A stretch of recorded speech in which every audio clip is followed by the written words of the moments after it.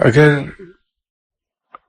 ہم لوگ کسی فقیر کے پاس گئے ہیں، صاحب نظر کے پاس گئے ہیں، تو ہمیں تو صرف اس کو ایک انڈیکیشن ہی دینی ہے کہ میں آیا کیوں، باقی وہ تمام تر تفصیلات رب تعالیٰ اسے خود دکھا دیتا ہے. تو ایک ان نیسیسری ہم اپنا وقت وہاں برباد کر رہے ہوتے ہیں.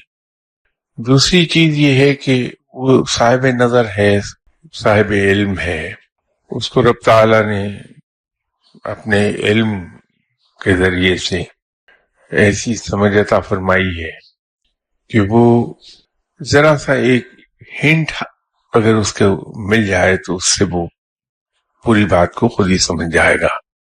اور اس مقام تک پہنچنے کے لیے وہ چونکہ زیادہ غور و فکر میں مبتلا رہا، اللہ کی یاد میں غرق رہا، تو اسے عادتاً کم بولنے کی عادت ہو جاتی ہے. جس آدمی کو خود کم بولنے کی عادت ہے وہ زیادہ بولنے والے کو برداشت بھی نہیں کر پاتا.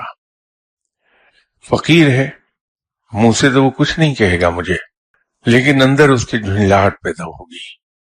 ایک بات ہم اپنے بزرگوں سے سنتے تھے کہ بزرگ ہمیشہ یہ کہتے تھے کہ فقیر کا دل جیتو. یہ نکتہ سمجھ میں نہیں آتا تھا کہ میں تو ایک بار دعا کروانے گیا ہوں، وہاں ملاقات کے لیے گیا ہوں، تو مجھے کیا لگے ان کے دل جیتنے سے. لیکن رفتہ رفتہ ایک قصہ یہ پتا چلا کہ یہ تو ایک باقاعدہ نظام ہے جو کام کرتا ہے کہ فقیر اگر مجھ سے پیار کرنے لگا یا میرے لیے اس کے دل میں لائکنگ ڈیولپ ہو گئی، وہ دعا کرے یا نہ کرے میرا بھلا ہو جائے گا. اس لیے کہ رب اتنا وفادار ہے، اتنا حیا والا ہے کہ وہ یہ دیکھتا ہے کہ میرے دوست کو پسند ہے یہ آدمی، اس کے کام ویسے ہی ہو جاتے ہیں.